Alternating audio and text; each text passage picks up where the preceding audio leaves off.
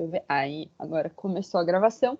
E aí, pessoal, como de sempre, né, de praxe, essas aulas elas ficam gravadas. Eu pego esse vídeo que sai daqui, coloco ali no YouTube, e aí eu coloco o link para vocês no AVA, tá? Ele está disponível, todas as nossas aulas em vídeo estão no AVA. Na parte aula da sessão, né, nós temos um link de vídeo, e aí eu vou mandar ali no grupo também, depois que a aula acabar, né, para quem quiser assistir, né, posteriormente aí pode estar assistindo ali pelo link do YouTube, tá? Hoje a gente vai continuar a unidade 3, então a gente está na unidade 3 do nosso livro didático aí, falando de fundações, elementos estruturais e alvenaria. Então, fundações foi a matéria que a gente teve antes da prova, né? Ela não caiu nessa primeira prova aí, a gente só cobra a unidade 1 e 2. E aí, agora a gente vai partir para essa segunda sessão, essa segunda etapa da unidade 3, que é a parte de elementos estruturais. Então, hoje o que a gente vai conversar é sobre os elementos estruturais em si. A gente vai focar no nosso elemento estrutural principal, que é o sistema de concreto armado, né? Que é o que a gente mais utiliza, estuda dentro do curso de engenharia civil, é o que é mais empregado aí dentro do nosso cenário nacional. Então, a gente vai falar bastante sobre o concreto armado hoje e falar também sobre alguns outros elementos, né, estruturais que a gente pode ter, de quais são as aplicações ali e da nossa necessidade, né, dentro das edificações que a gente vai estar montando, tá? E aí, pessoal, depois que a gente finalizar essa etapa teórica, a gente vai fazer um trabalhinho. Então, eu trouxe ele aqui para vocês. A ideia é que a gente consiga, pelo menos, iniciar ele aqui durante a aula, né? Mas, claro, se for preciso estender o tempo aí, a gente estende. Mas ele vai ser entregue ainda hoje, tá? Então, não vai ter outro prazo para ele ser feito além de hoje, beleza? E aí, pessoal, depois que a gente passar esse trabalho, a gente vai conversar um pouquinho sobre a prova, sobre essas soluções aí, né? Dentro do que foi passado de gabarito e tudo mais, o que a gente obteve de resultado aí nessa prova, né, para vocês terem uma noção do que aconteceu e como que foi corrigida, beleza? Então, a gente começa falando hoje sobre os elementos estruturais, falar um pouco desses aspectos construtivos, né, como vocês sabem, a gente vem aí desde as primeiras aulas falando sobre os tipos de construção e começando desde a conversa com o cliente, partindo para a proposta, conversando sobre o projeto, né? Conversamos sobre a montagem do canteiro de obra, sobre a locação dessas obras, falamos sobre as fundações, né? Que foi a nossa matéria aí passada, e hoje a gente vai comentar um pouco sobre a próxima etapa, que são os elementos estruturais. Então, os elementos estruturais, eles vão ser confeccionados logo após a fundação, tá? E a ideia dos elementos estruturais é que eles precisam garantir que a nossa edificação esteja estável, rígida e que ela não se deforme ou não se deforme em excesso, tá? Então a gente parte dessas premissas ali que a gente vai ter uma edificação íntegra no tempo de utilização que está sendo realizado ali pelo usuário e tudo mais. Quando que é escolhido esse sistema estrutural? Qual sistema estrutural que eu vou estar utilizando para empregar ali na minha construção, dependendo da construção que eu estou montando? Normalmente a gente faz a escolha do sistema estrutural baseado ali no projeto arquitetônico, né? Como que está sendo realizado esse projeto. Então começa essa escolha do sistema estrutural quando a gente fala do projeto arquitetônico, tá?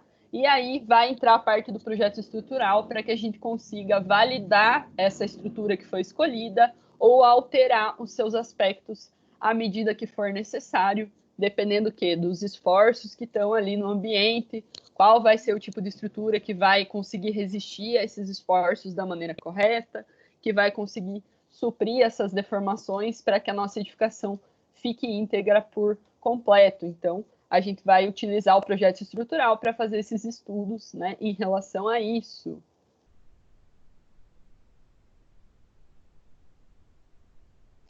Então, pessoal, quando a gente começa a conversar sobre elementos estruturais, não tem como a gente não falar da nossa chamada Bíblia do concreto, né, do concreto armado aí, que é a norma brasileira, que tem todos esses aspectos relacionados ao concreto armado, às suas estruturas, né? E como que elas vão funcionar. Então, desde a etapa de como realizar os cálculos, até quais são as deformações limites, até quais são as características de cada material que ele precisa ter, né? O que é esperado em relação à resistência, em relação a diâmetros, a tamanhos mínimos dos elementos, tudo isso vai estar englobada numa linda norma de 400 páginas, mais ou menos, que é na NBR 6118, tá?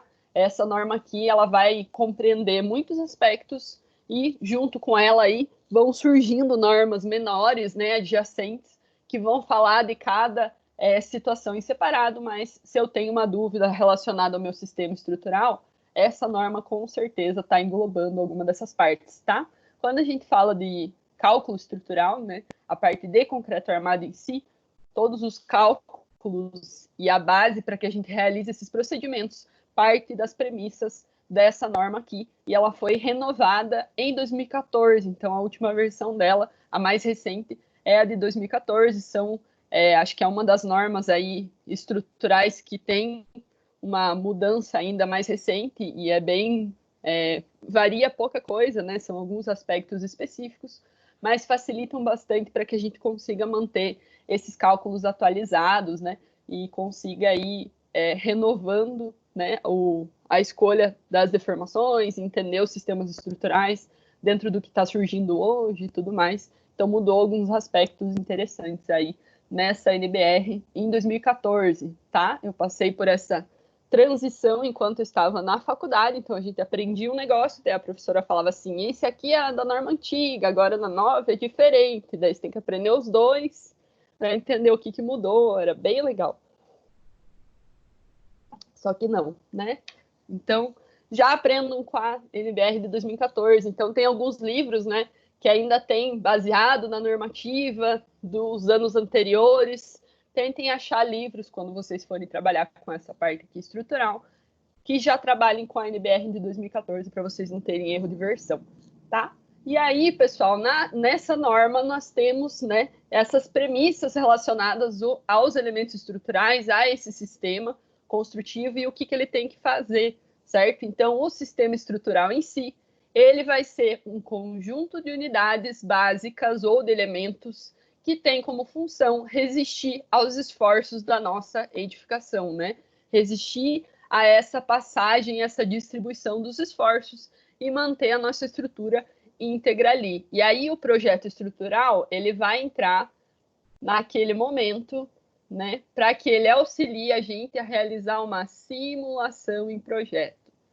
Então, simular o quê? O caminho que essas cargas vão fazer, né, dentro da minha edificação, até que elas cheguem no solo. Então, como vocês sabem, a gente tem as cargas que vão estar acontecendo na edificação por utilização dos cômodos, a gente vai ter as cargas que estão relacionadas com o peso próprio dos elementos, e essas cargas vão ser distribuídas pelos elementos estruturais até que elas cheguem no solo para se dissipar ao longo da sua profundidade por completo. Então a gente começa com as cargas de cobertura, com as cargas que vão acontecer nas lajes, né, que podem ser só pela cobertura ou pela utilização do cômodo em si. As cargas das lajes vão passar para as vigas, das vigas a passagem vai ser para os pilares, né, que são os nossos elementos verticais. Dos pilares, nós vamos passar para as fundações, das fundações para o solo, tá? Então, essa distribuição das cargas que vem de baixo para cima.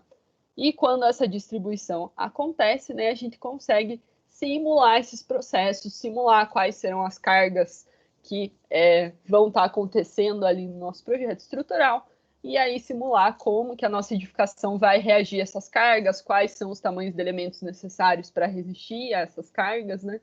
E aí a gente consegue fazer um projeto estrutural que supra a utilização dessa edificação dentro do tempo que a edificação vai ser utilizada, dentro da vida útil que foi pensada inicialmente, tá?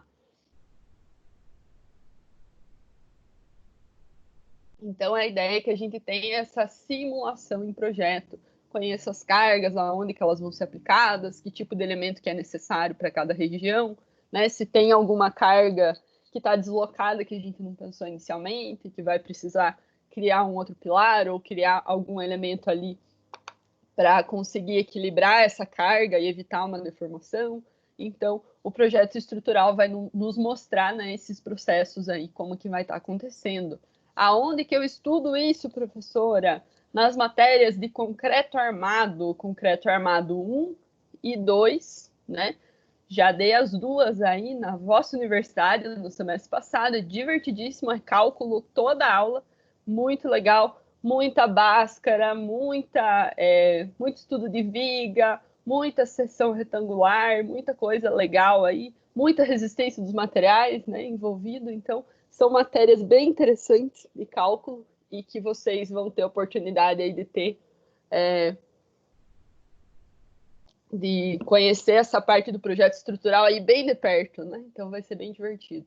Hoje a gente tem, claro, softwares que nos auxiliam para entender como que as cargas vão ser passadas de um elemento para outro, mas isso não invalida a necessidade da gente conhecer os cálculos e entender o que realmente está acontecendo e como que a gente pode arrumar quando tiver algum problema, ou como que a gente pode otimizar, né, esses projetos estruturais dentro de um software que está fazendo uma coisa automaticamente, né?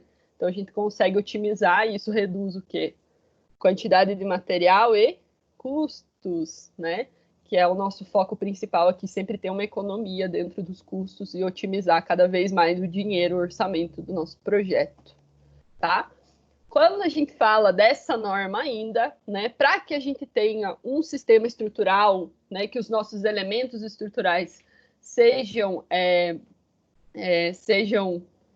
dentro do que a gente espera, né, sejam aquilo que a gente estava prevendo ali para a nossa edificação, para que ela consiga se manter íntegra e funcionando, a gente precisa atender 3 requisitos. Eu vou falar dos 3 aqui para vocês, para que a gente consiga abordar um por um, tá? Então, a norma fala desses 3 requisitos. São requisitos para a qualidade do nosso sistema. A segurança, o desempenho e a durabilidade, tá? São 3 requisitos principais para que a gente tenha um sistema estrutural que esteja funcionando 100%. Então, o primeiro é a segurança, tá? A nossa estrutura precisa suportar as ações, os esforços ao longo da sua vida útil, no tempo da sua vida útil, sem romper, então sem ter a ruptura, né, que a gente sabe que é uma quebra completa, aí, uma ruína mesmo dos elementos. Então, isso a gente imagina quando a gente pensa em segurança, mas além disso, pessoal, com equilíbrio, tá? Não adianta eu não ter rompimento, né? Mas eu não ter equilíbrio. Isso também vai mexer com o aspecto de segurança do meu elemento estrutural. Então, eu preciso ter o aspecto de equilíbrio funcionando também. Quando a gente fala de equilíbrio, nós estamos falando do equilíbrio estático. Então, dessa não movimentação, tá? Que é de manter os esforços estáticos ali dentro da minha edificação e eu não ter nenhum esforço que gere um movimento que eu não tinha previsto inicialmente. E um dos exemplos bem clássicos aí de uma edificação que já não tem segurança, que já perdeu esse aspecto do equilíbrio, é a famosa Torre de Pisa, tá? Ela não foi projetada para ter essa inclinação, não é mesmo? Ela teve essa inclinação por esforços externos que não foram pensados inicialmente.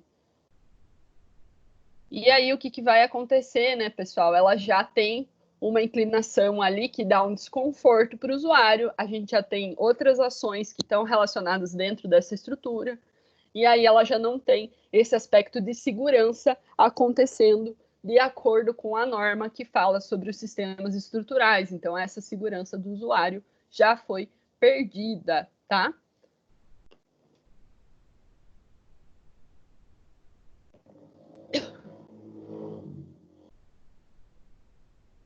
Então, além do aspecto de segurança, os outros 2 aspectos que a gente tem que manter é o desempenho da estrutura e a sua durabilidade. Quando a gente fala de desempenho, está relacionado com a gente não ter deformações excessivas nos nossos elementos estruturais e ainda não comprometer outros sistemas, né, que são complementares ali da nossa edificação de funcionarem. Então, não prejudicar outros sistemas também, tá?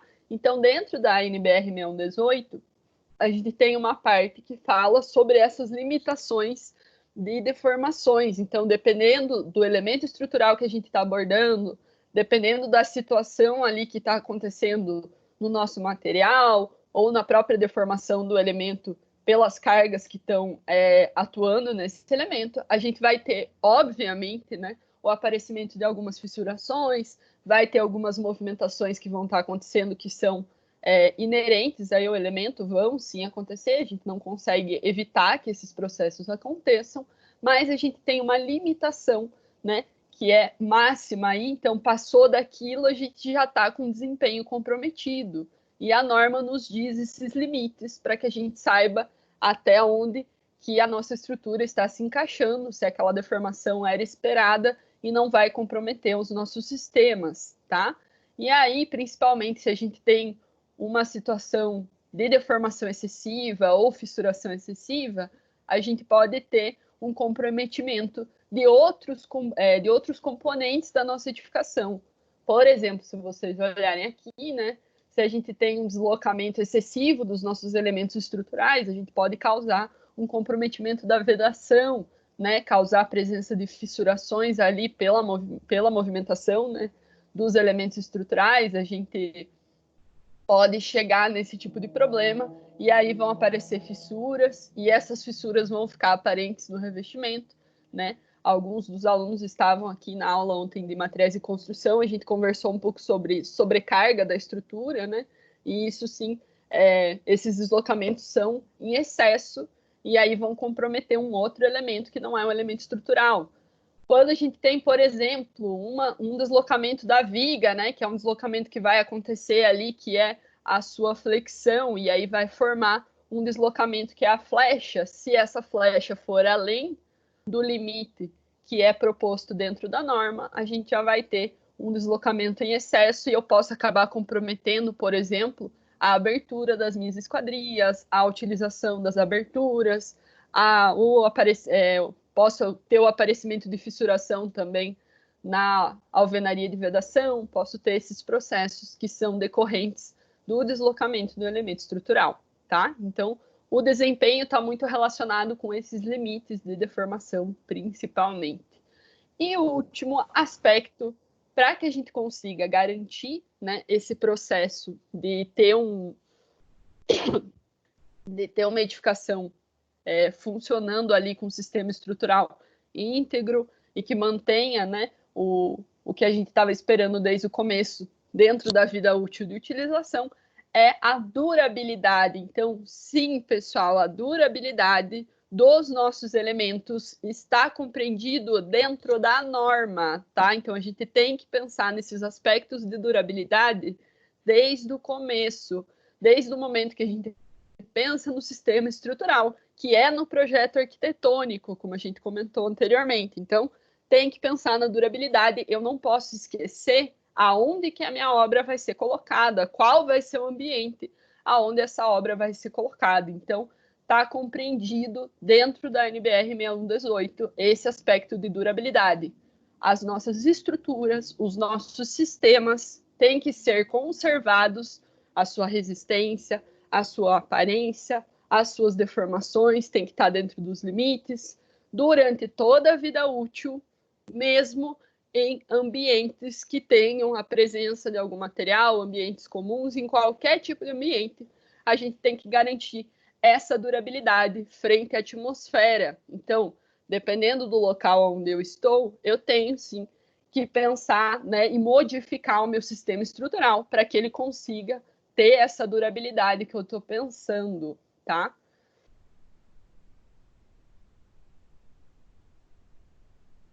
Alguém sabe me dizer um local onde a gente pode ter um comprometimento da durabilidade por causa do local?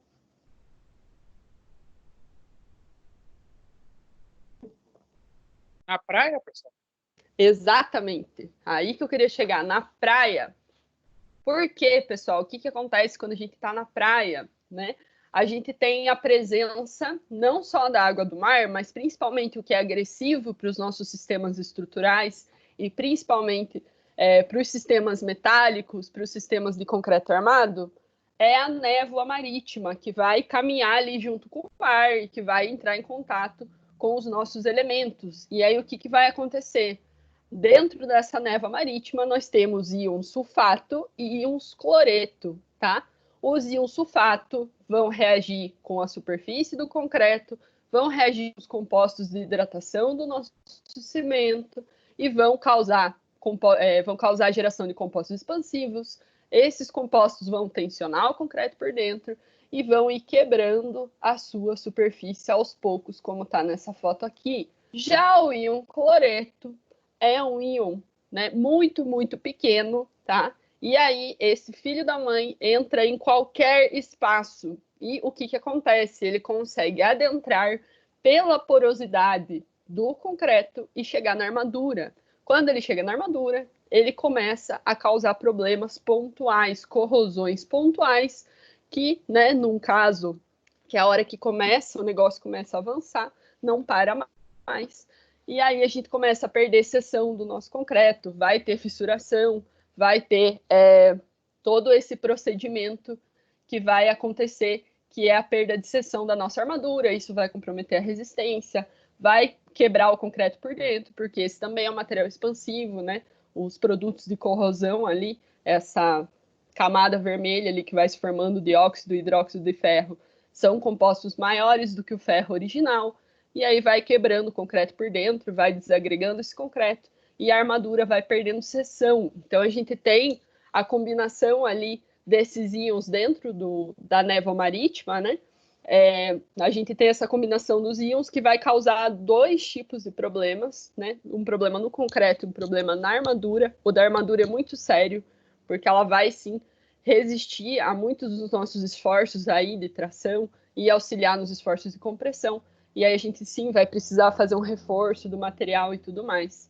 Isso é um processo de oxidação mesmo, Jéssica, que a maresia vai realizar. Esse processo de oxidação acontece na armadura, só que o íon cloreto, por causa dele conseguir entrar, né, por ele conseguir entrar, a armadura não precisa estar exposta para que esse processo de oxidação aconteça. Acontece mesmo com o pilar de concreto fechado, porque o cloreto entra lá dentro, sozinho, e aí começa um processo de oxidação sem a gente visualizar. A gente só vai visualizar quando o concreto começar a quebrar, a desagregar, tá? Então, é um processo de oxidação que acontece sem a gente estar visualizando. A gente só visualiza quando chega num caso extremo assim, né? Que vai quebrando aquela parte superficial do concreto e aí a gente vê que o negócio já estava bem avançado. E aí precisa fazer todo um reforço. O que a norma nos diz nesse tipo de caso, tá? O que a norma recomenda para a gente para começar a conseguir aumentar essa durabilidade? Cobrimento, tá? Dentro das nossas atmosferas que tem esse tipo de íon agressivo que vai causar um processo, né, de manifestação patológica bem mais rápido do que numa localização urbana, a gente precisa pensar em camadas maiores para tentar proteger o aço, né, de que isso aconteça tão rapidamente. Então, conseguir desacelerar esse processo, conseguir evitar com que o cloreto entre lá dentro e comece esse processo de oxidação que a gente não visualiza. Então, vamos manter um cobrimento maior, né, de concreto, que aí a gente consegue ter uma barreira física e uma barreira química maior nesse tipo de material. Além disso, a gente vai reduzir porosidade, então usar cimento que tenha material fino dentro para que a gente consiga reduzir o tamanho de poros, né? Então vamos trabalhar para ter um concreto mais fechado, que seja que tenha menos caminho para a entrada desses íons dentro do concreto e evitar que esses íons atinjam a armadura com tanta facilidade, tá? Então a gente tem um aumento no cobrimento dos nossos elementos estruturais no geral, todos eles, para que a gente tenha uma camada bem mais grossa ali, né, para conseguir evitar que esses processos aconteçam de maneira tão extrema assim, tão rapidamente, e conseguir garantir a durabilidade que a gente queria lá no começo, tá? Então, o primeiro aspecto, né, que traz ali para a gente nessa norma é o aspecto do cobrimento. E a gente sabe que tem estruturas que são feitas próximo à região marítima, nas regiões costeiras, que não respeitam essa durabilidade, né? Não respeitam esse cobrimento, e é feito como se fosse feito na parte urbana, e aí sim, vai começar a corroer super rápido. E vai aparecer problema muito antes do que deveria aparecer, tá? Isso é bem comum também. Em seguinte, não dá para proteger esse aço com alguma substância? Com alguma substância? O próprio concreto, ele é uma barreira química também, além da barreira física. Ele auxilia nesse processo de retardar o elemento corrosivo, né, esse processo de corrosão, por ele ter um pH muito alto. Então, a combinação do concreto com o aço vai auxiliar para que esse processo quimicamente também seja desacelerado. Por isso que é uma combinação que funciona tão bem do que o concreto está ali exposto, né, o aço está ali exposto, do que ser uma estrutura metálica. A gente vai conversar um pouquinho sobre esse aspecto químico também, eu trouxe aqui para vocês. Mas só para adiantar, ele auxilia também nesse processo. Mas é que esse que é o lance. Quando entra o cloreto lá dentro, ele entra em contato com o aço, não tem muito o que fazer, sabe? E ele realmente ele é um íon muito pequeno. O que a gente pode tentar fazer é tentar desacelerar esse processo para ele acontecer pontualmente, para ele acontecer com menor intensidade, né? E com mais tempo de uso.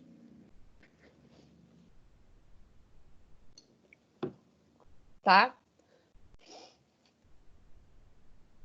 E aí, meu povo, agora a gente vai conversar, então, né, já entrando no assunto do concreto armado. Então, eu sei que alguns de vocês têm aula comigo na quinta-feira e a gente fala bastante, né, desses aspectos de mistura e tal. Eu vou dar uma relembrada aí para a gente conseguir conversar sobre, mas o enfoque é no sistema estrutural em si, então, na junção desses dois materiais, tá?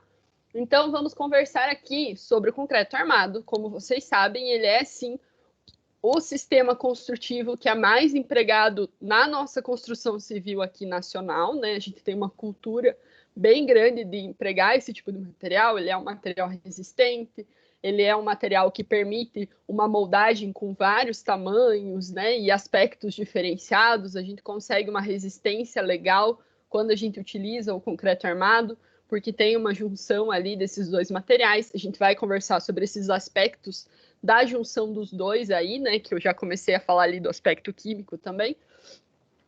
Vamos conversar sobre isso, mas antes vamos apresentar o nosso material principal, né, que é o concreto e depois o aço. Então, quando a gente fala de concreto, a gente tem que lembrar das suas composições: cimento, agregado miúdo ou areia, agregado graúdo ou a brita e a água, né? E aí vão entrar o quê? Os elementos que a gente pode adicionar, né? Colocar ali no nosso... Peraí, só um pouquinho. Colocar ali no nosso concreto para trazer, né? Melhorias nas suas propriedades, no caso das adições. Então, a gente coloca material sólido, fino, normalmente é o resto de algum procedimento de indústria que ia ser jogado fora, e aí ele vai entrar ali dentro dos nossos concretos para reduzir a utilização de cimento, para que a gente dê uma destinação para esse resíduo, para auxiliar nesse processo de reduzir a porosidade, de melhorar a resistência, quando a gente fala de adições que têm um processo reativo, que vão reagir com os nossos materiais que estão dentro do cimento hidratado, e aí a gente tem formação de novos componentes, e aí vai melhorando a resistência ao longo do tempo, que são as nossas adições. E aí eu trouxe duas aqui, que é a silicativa e o metacaulin, né? A gente tem mais algumas variações aí de adições que podem ser colocadas dentro do concreto, a gente fala bastante sobre elas lá. E em materiais de construção 2, né? A gente aborda bem esses aspectos. E além disso, nós podemos ter a presença ainda dos aditivos, que são materiais líquidos, normalmente colocado em dosagens bem pequenas e que vão trazer para o nosso concreto alguma característica que ele não iria ter inicialmente, né, com essa composição principal aí. Então, ele vai trazer uma característica nova ali melhorar um aspecto que não conseguiria ser melhorado, né? Mantendo as mesmas proporções, o que a gente tinha inicialmente ali como traço e tudo mais. E aí os aditivos, a gente tem alguns que são utilizados, né? Então, para desacelerar esse processo de endurecimento, né? Os nossos aditivos que auxiliam a segurar esse processo para que a gente consiga trabalhar melhor o concreto, né? A exemplo do concreto usinado, que precisa ser transportado e não pode começar a endurecer dentro do caminhão. Os aditivos vão ser utilizados para isso. Vem o aditivo plastificante, o superplastificante, para que a gente consiga uma fluidez bem melhor, uma trabalhabilidade melhor nesse material, sem a gente precisar acrescentar água, né? Evitar acrescentar água para que a gente não modifique a resistência e tenha a resistência que foi prevista no projeto estrutural. Então, os aditivos entram para deixar o material aí mais trabalhável e sem modificar esses aspectos, essas características que são essenciais, né? E aí eu trago aqui 3 tipos de materiais de concretos principais para a gente conversar um pouquinho sobre o convencional, que é aquele concreto comum que a gente faz na betoneira, né? Que são os concretos que tem aquela resistência até 50 MPa, enquanto a gente está trabalhando até esse arranjo de 50 MPa, e quando a gente fala dos 50 MPa é resistência à compressão, então quando a gente está comprimindo o nosso concreto, ele vai aguentar, né, dentro dessas resistências aí, desses aspectos. Então, falando sobre os 50 MPa, até essa faixa a gente está falando de um concreto convencional, e aí tem todo um procedimento para realizar os cálculos estruturais desse material que está lá na 6118, tá? E aí nós temos o concreto de alto desempenho, né, que a gente comentou um pouco nas aulas de materiais também, que é um concreto que tem propriedades melhoradas, que vai ter uma homogeneidade maior, vai ter uma menor porosidade, uma zona de transição entre a pasta e o agregado ali mais coesa, mais uniforme, mais fechada. Consequentemente, a gente vai ter uma maior durabilidade desse material e pode ter, sim, também uma maior resistência, né? Um dos concretos aí que já tem uma resistência elevada e que a gente já utiliza em obra para ter essa resistência maior é o concreto de alta resistência, que vai estar utilizando o cimento CP5 alta resistência inicial, e ele vai trazer essas resistências maiores do que 50 MPa, já vai ser um outro tipo de concreto, não vai estar dentro do concreto convencional, né? A gente está buscando aí para esforços diferentes, né? Esforços maiores quando a gente tiver necessidade dentro da edificação, e aí a gente busca outros tipos de concreto para suprir esse material e também para deixar um concreto menos poroso, para aumentar a durabilidade, dependendo da região onde eu estou. Essa alternativa do alto desempenho aí é bem interessante. A gente tem alguns concretos que estão dentro dessa faixa, né, e a gente consegue utilizar para trabalhar dependendo da minha necessidade. E aí, claro, o concreto autodensável, não posso deixar de falar dele, né? Que é um concreto com uma fluidez elevada, que é um concreto que trabalha quase que como um líquido ali, ele tem a presença do aditivo superplastificante ou plastificante na sua dosagem. É isso que vai trazer essa fluidez elevada, que vai modificar esse aspecto e vai permitir que ele seja bombeável para aplicação, então permitir que ele seja levado para outros pavimentos, sem entupir a bomba, sem entupir a mangueira, né? Vai permitir que a gente faça o preenchimento de peças onde a gente tem muita armação e seria dificultado o processo de adensamento ali e de vibração, né? Então, ele vai se autoadensar, né? Vai se espalhar quase que sozinho. Então, são tipos de concretos que vão surgindo aí, que são as variações que a gente utiliza dentro do concreto armado, dependendo da necessidade de cada edificação, de cada empreendimento.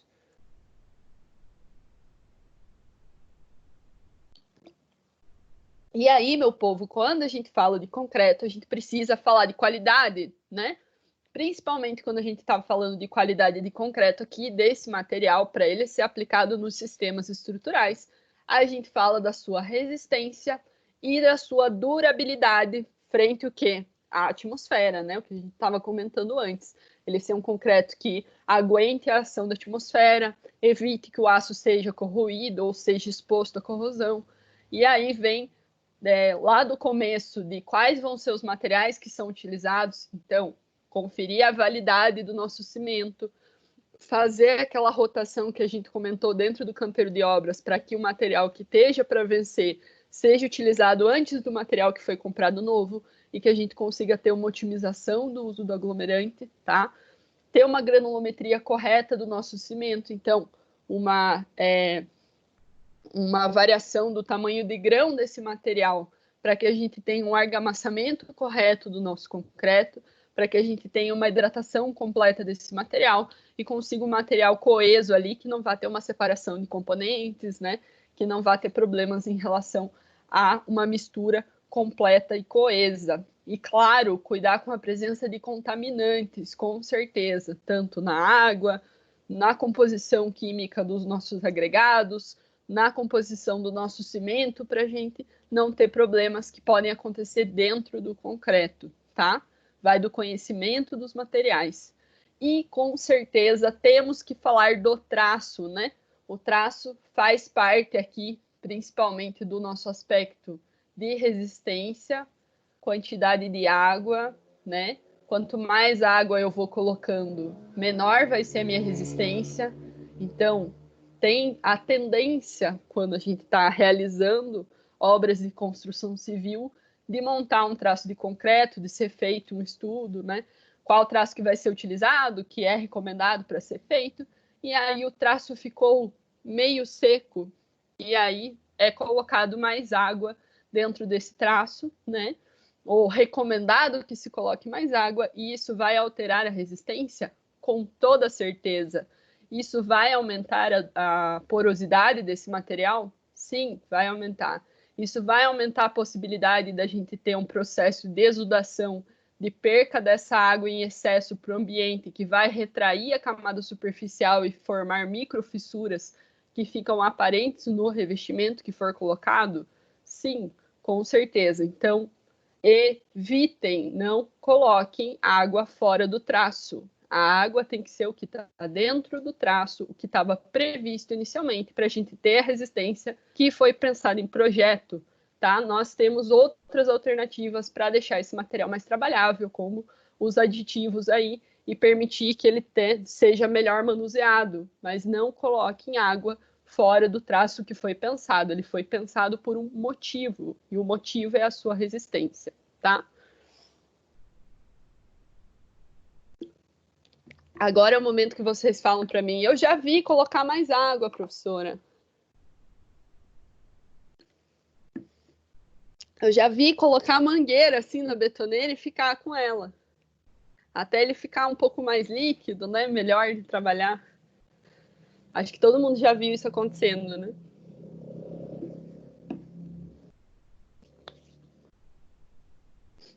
Esse tipo de procedimento.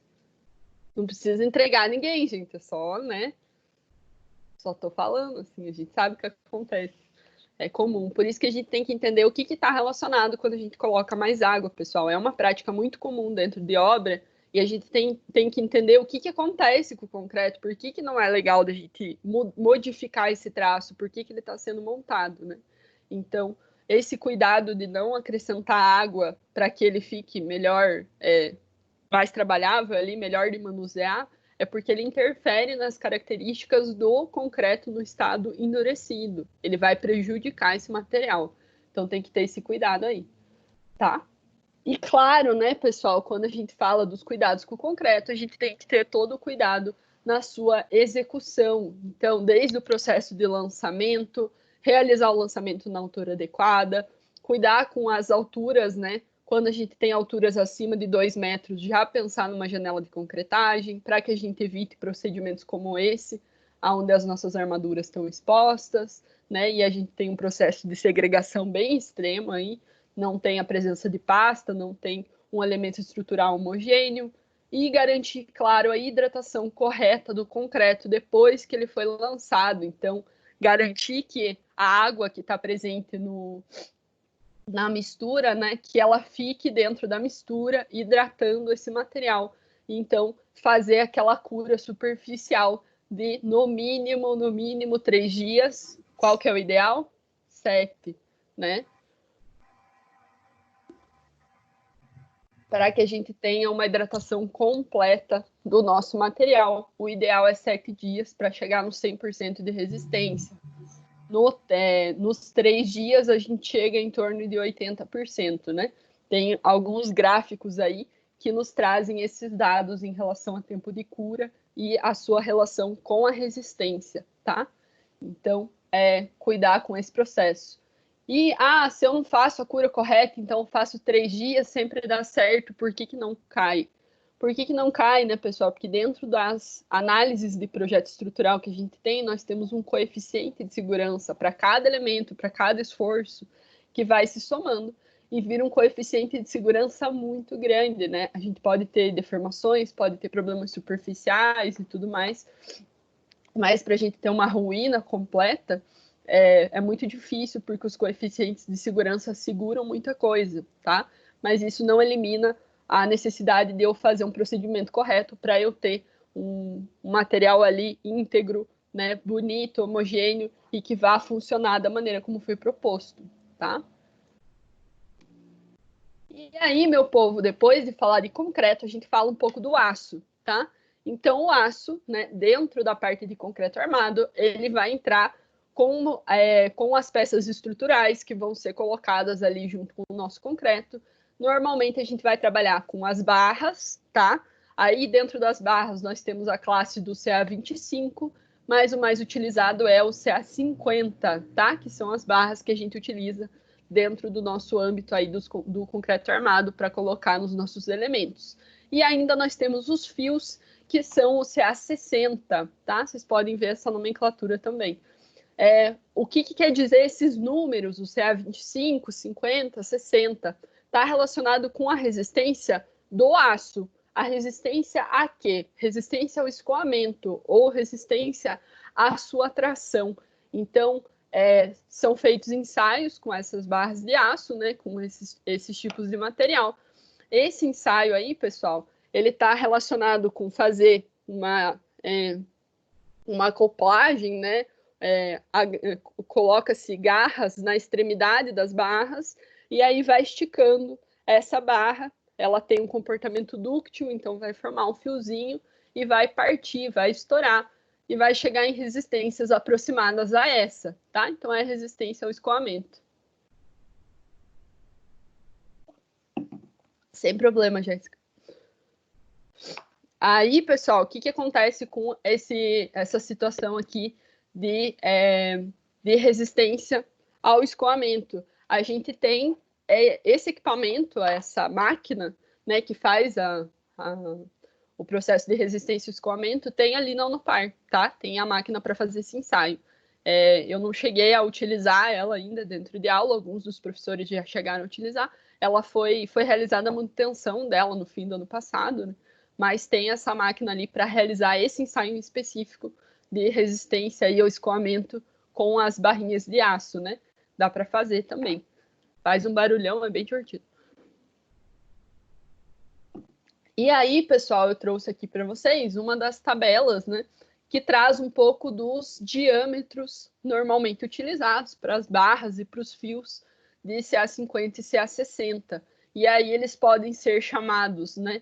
Pelo diâmetro em milímetros, tá? Então, a gente tem os diâmetros aqui, começa no CA50 no 6,3 e vai até o 32 por milímetros, ou ele pode ser chamado pelo tamanho em polegadas, né? Que dentro do canteiro de obras é mais comum de ser chamado aí por polegadas, tá? Né?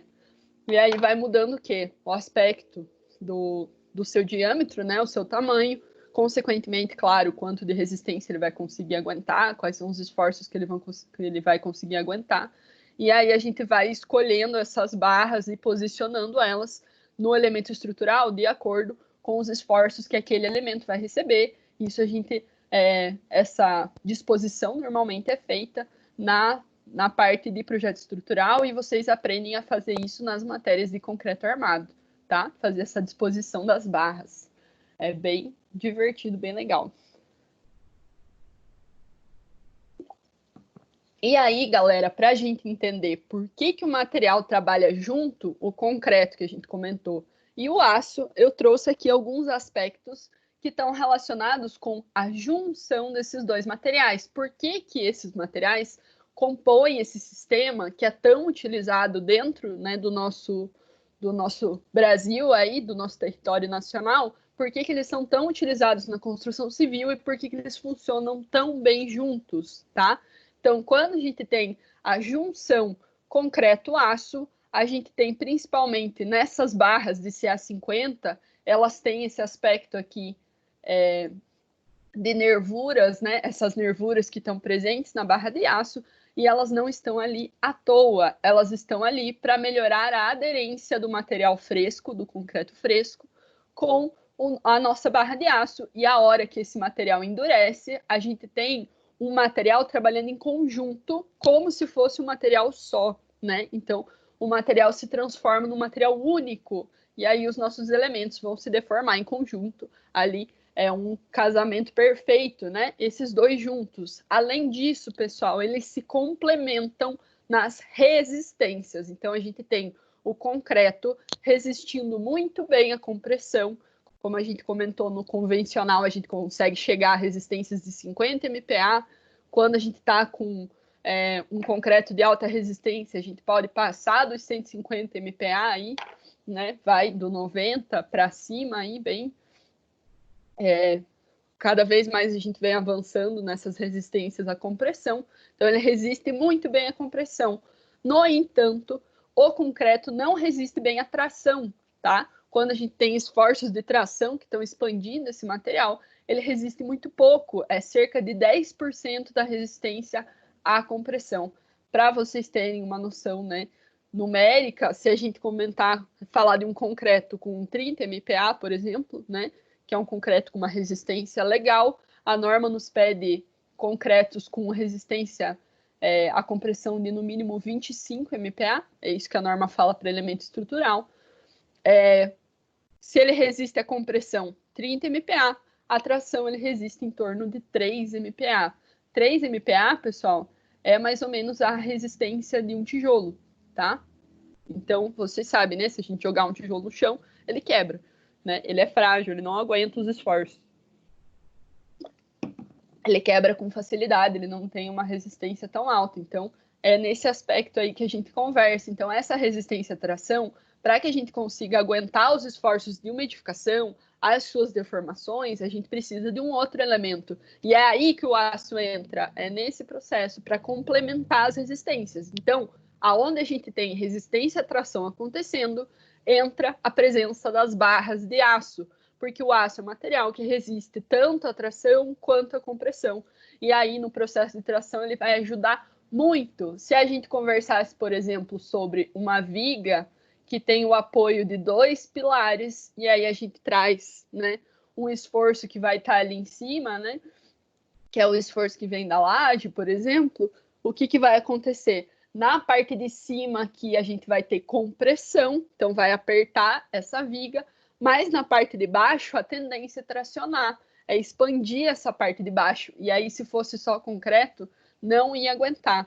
Mas como a gente coloca o aço, o concreto não aguenta, mas o aço aguenta. Então, ele segura e mantém o nosso elemento estrutural funcionando tranquilo, feliz e faceiro. Por isso que funciona tão bem. Eles se complementam, não é lindo? Né? Eu acho. Lindíssimos.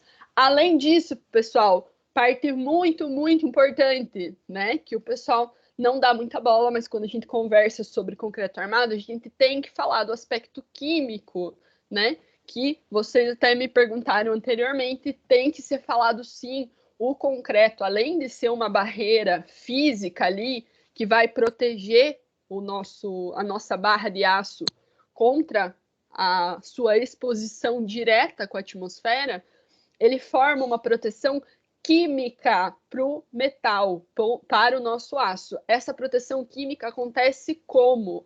Quando o concreto endurece, quando ele fica endurecido, quando ele se hidrata, ele tem um pH em torno de 12 a 13. Então, a gente fala 12,5, né, para chegar numa média, tá? esse pH é alcalino, é um pH básico, tá? É um pH básico, acima de 7 já é básico, né? Então, é um pH altamente alcalino. Esse pH alcalino protege o nosso aço contra a sua ação de corrosão espontânea, né? Porque o aço é um material que está trabalhado e ele tem a tendência a voltar para um estado de menor energia, que é quando ele está oxidado. Então, ele tem a tendência de oxidar a qualquer momento. O concreto não deixa, porque ele chega nesse estágio aqui, se vocês olharem o gráfico, de passividade. Então, ele ajuda a passivar o metal. E aí só vai dar problema quando tiver a presença de um íon que traga esse processo corrosivo pontualmente, como o íon cloreto, ou quando a gente tem uma redução do pH do concreto por completo e ele vá para essa região aqui de corrosão. Aí sim pode acontecer essa oxidação na nossa barra de aço. Quando que esse procedimento acontece, né? Pode chegar a acontecer do concreto ter todo o seu pH ali daquela região até chegar no aço reduzido? Pode. Isso se chama carbonatação, tá? Esse procedimento acaba levando à redução do pH do aço. Ele demora, assim, para acontecer, né? Tem todo um tempo aí que a carbonatação leva para levar essa frente de pH reduzido até chegar na barra, mas pode sim acontecer esse processo, mas é demorado, né? E não nos preocupa num primeiro momento, a não ser num caso avançado aí de carbonatação. Então, além de ter a proteção física, lembrem-se dessa proteção química que o concreto causa no aço, segurando a sua passividade pelo seu pH alcalino. É um pH bem alto aí, de cerca de 12,5, beleza? Que coisa linda esse material. Não é à toa que a gente usa. É porque ele é incrível, né? E aí, galera, depois de falar do aspecto do concreto armado em si, a gente começa a falar um pouco da sua construção. Então, a gente fala das formas, né, que são essas estruturas provisórias que vão nos auxiliar para garantir o formato do elemento estrutural que foi pensado ali no projeto arquitetônico, no projeto estrutural em si, com as dimensões que foram pensadas, né, inicialmente. Essas formas podem ser de madeira, que é o mais comum, temos as formas metálicas, dependendo, né, da geometria dos nossos elementos, nós temos as formas plásticas que podem ser utilizadas também, e as formas vão nos auxiliar para a gente fazer o processo de montagem e moldagem desse material, tá? E aí, nessas formas, né, pessoal, a gente vai ter o posicionamento das armaduras. Então, nós vamos ter uma estação para preparar essas armaduras, utilizar os diâmetros corretos, fazer as amarrações, né, colocar as barras que são necessárias para colocar dentro do elemento estrutural e, claro, colocar os espaçadores para que a gente tenha o cobrimento de concreto, essa capa de concreto, para que evite o contato da armadura com o exterior. Então, a gente precisa garantir que o cobrimento dos elementos estruturais esteja correto. Isso é essencial quando a gente fala desse tipo de elemento, para evitar esses processos corrosivos, né? Evitar esse começo aí, tá? Então, além disso, né, depois que a gente monta essa armação, nós temos lançamento e adensamento do concreto, a sua vibração, garantir que esse material seja lançado corretamente, que ele seja vibrado e tenha uma homogeneidade completa no elemento, tudo aquilo que a gente já comentou anteriormente quando falou da qualidade da mistura, para a gente ter um elemento estrutural ali que consiga resistir certinho às nossas cargas, ao que a gente tinha pensado inicialmente. Tá joia? Beleza. E aí, pessoal, falamos, claro, do concreto usinado, né? Que é um material que vem surgindo cada vez mais aí. A gente tá vendo essa utilização, né? Essas compras serem realizadas cada vez mais. Então, entra lá. Comprado, né? Esse material vai ser comprado de usinas especializadas, vai vir num caminhão betoneira dentro do volume que a gente precisa. Esse caminhão vai realizar a mistura, vai conseguir chegar no nosso local ali no canteiro de obra e ser lançado na hora. E aí a gente vai ter, claro, uma economia de tempo e uma garantia de qualidade. tá? E além de economia de tempo, né, de realizar a mistura, né, fora do local, então já vem o material pronto, sem a gente precisar fazer esse processo de estudo de traço e tudo mais, a gente vai ter uma garantia de qualidade, porque são materiais que têm uma qualidade de materiais de base ali, cimento, os agregados, a água, a quantidade, as proporções do traço, muito mais cuidados, né, com um cuidado bem excessivo ali dentro da empresa para que isso seja feito da maneira correta, para que a gente tenha a resistência adequada, para que a gente tenha a consistência que a gente vai precisar dentro dos elementos estruturais. Então, é uma escolha aí bem interessante para que a gente consiga utilizar esse material. Também, né, pessoal, redução de geração de resíduos. Quando a gente faz o concreto moldado em loco, a gente tem muita geração de resíduo ali, de material que é jogado fora, com o concreto usinado, isso reduz bastante também. E aí a gente realiza, claro, uma conferência no momento do recebimento desse material, realizando um slump test, um teste, né, para entender qual é a consistência dessa mistura que está sendo recebida ali. Então, é realizado o teste com o tronco metálico, a gente tem o tronco, coloca ele, né, firma ele com os dois pés, preenche o cone com as camadas corretas que a norma nos diz, dando os golpes corretos para homogeneizar esse material, e aí retira o cone, depois de rasar a superfície, né, retira o cone, vira o cone ao contrário, e faz a leitura dessa altura do tronco de concreto que ficou. E aí, quanto mais fluido for o material, maior vai ser a altura do slump test ali, do abatimento. Quanto mais seco for, menor vai ser essa altura. A gente consegue ver a consistência, ver se está dentro do que a gente tinha planejado inicialmente. Além disso, quando esse concreto está fresco, a gente consegue ainda realizar a moldagem de alguns corpos de prova, né? Normalmente são corpos de prova 10x20, aí cilíndricos, para realizar o ensaio de resistência à compressão dentro de datas determinadas, 1, 3, 7, 14, 28, né? Para a gente conhecer qual vai ser a evolução dessa resistência desse material e mandar para o laboratório para fazer esse ensaio. Então, a gente tem algumas opções aí de ensaios para fazer o controle de qualidade desse concreto que foi comprado, tá? É bem interessante esse tipo de material aí, né? Está cada vez mais sendo utilizado e tem motivo para isso. Agora, pessoal, que a gente fechou, né, a parte de conversar um pouco sobre o concreto armado, a gente vai conversar sobre algumas opções dentro dessa esfera. Então, vamos falar sobre o concreto protendido, tá? O concreto protendido, o que acontece? São elementos, né, estruturais ali que antes deles serem utilizados em obra, antes da gente fazer a aplicação das cargas da edificação em si, a gente tem uma tensão prévia que é aplicada nesse elemento, né? Através da utilização dessas cordoalhas de aço ali, desses cabos de aço, faz-se uma tensão nesse material para que ele já seja solicitado anteriormente ao momento que ele é colocado na edificação. E aí, no momento que ele está colocado na edificação, ele já está ali funcionando 100%. Ele não precisa passar pelas deformações iniciais que o concreto, que os elementos estruturais moldados em loco ali, no primeiro momento, passam, né? Para conseguir chegar na sua solicitação completa ali, conseguir começar a trabalhar. Então, ele já passou por essas deformações, e aí, a hora que ele é colocado para realmente estar em contato com os esforços da edificação, ele vai ter uma durabilidade maior, vai ter uma menor fissuração, porque ele já passou pelas deformações iniciais, ele já foi tensionado anteriormente. Então, ele é um material que vai ter uma aparência muito melhor, que vai ter uma maior durabilidade e, consequentemente, ele consegue vencer maiores resistências também.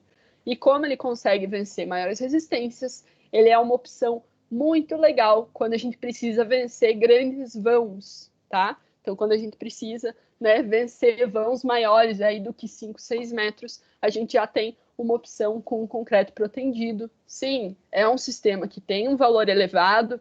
Para que a gente consiga realizar essa proteção, exige sim a presença de profissionais especializados que entendam o procedimento, mas é um tipo de sistema construtivo interessante para ser utilizado pontualmente, quando for necessário, para suprir grandes vãos aí, vãos maiores do que a gente está acostumado e evitar a presença dos pilares verticais ali, incomodando, né, em algum cômodo onde não poderia ter, ou eliminando a estética de algum local, alguma coisa nesse sentido. Beleza? Aqui estão algumas estruturas que utilizam o concreto protendido, né, que utilizaram esse processo para conseguir vencer esses vãos maiores. Por exemplo, o MASP, né, o museu lá de São Paulo, utilizou isso para vencer esse grande vão. Várias pontes de concreto armado utilizam o sistema do concreto protendido para conseguir fazer plataformas maiores e fazer um espaçamento maior entre as suas estruturas de fundação, né? O Museu do Amanhã, lá do Rio de Janeiro. Oi, diga.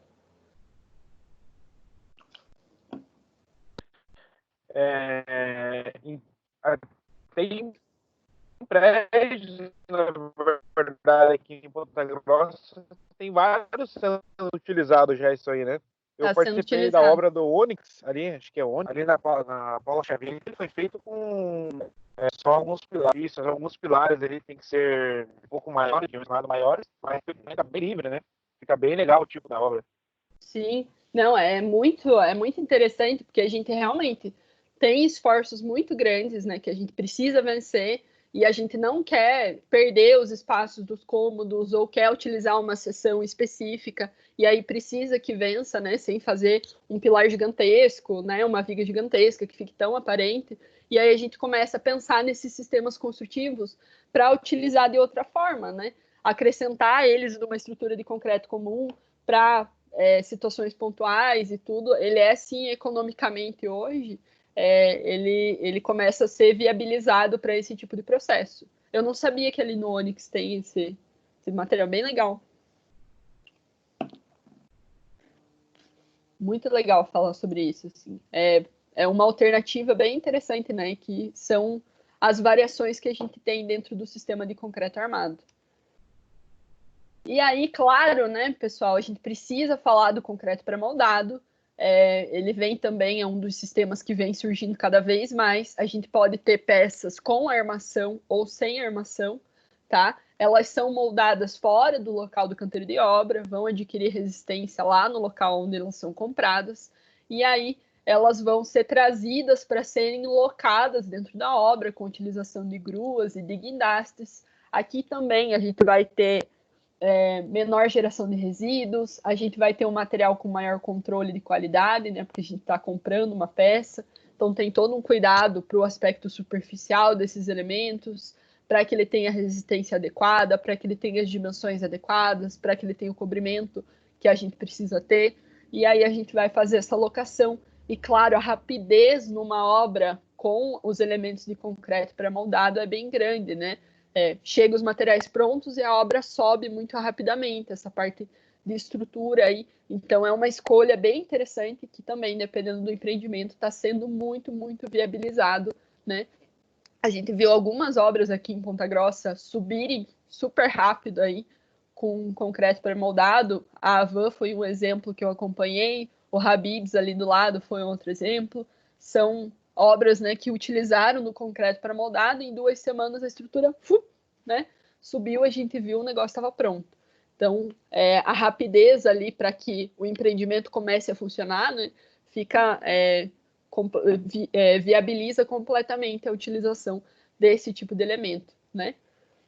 Temos algumas empresas aqui na região, né, que já estão trabalhando com concreto pré-moldado e vendendo esse material comercialmente.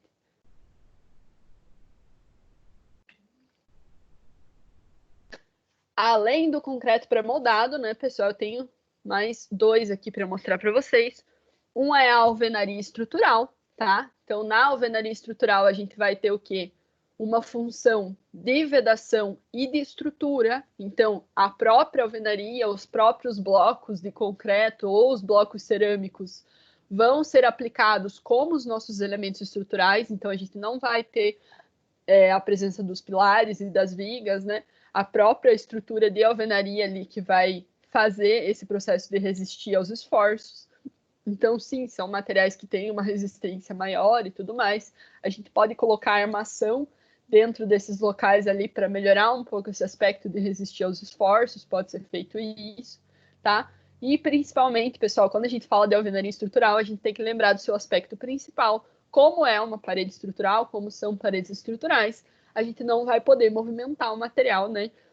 Movimentar os cômodos como a gente gostaria. Então, se for ser realizada uma reforma, isso vai influenciar no aspecto da estrutura em si. Então, o layout dos ambientes não pode ser modificado sem pensar em como isso vai acarretar para a estrutura, ou fazer alterações nas vedações ali, de fazer uma abertura nova para instalar alguma coisa, uma modificação ali nas janelas, né, e nas portas e tudo mais. Isso vai implicar numa mudança estrutural na minha residência, na minha edificação, e a gente precisa avaliar esse procedimento antes dele ser realizado. Ele não pode ser realizado como é feito com uma parede que é só de vedação, né? Com uma alvenaria só de vedação. E aí, pessoal, quando a gente fala de alvenaria estrutural também, a gente tem que lembrar que tem que ser feito tudo muito certinho, dentro do prumo correto, com profissionais, né, que conheçam o sistema, para que saia tudo da maneira correta. É um sistema difícil de ser realizado, e ele precisa acontecer da maneira correta para que as distribuições das cargas sejam feitas sem trazer uma deformação que não foi pensada, sem ter uma excentricidade, né? Alguma coisa nesse sentido que pode acabar estragando esse material quando ele for utilizado, tá? O que seria o ideal, né, pessoal? Principalmente quando a gente tem não só a presença da alvenaria estrutural, mas tem a junção dela com outros elementos, com a vedação comum e tudo mais. Fazer uma marcação, mostrar para o usuário aonde que estão as paredes que são estruturais e que não podem ser mexidas, para que a gente não tenha nenhum problema depois, né? Isso acontece? Aí vocês me dizem, né?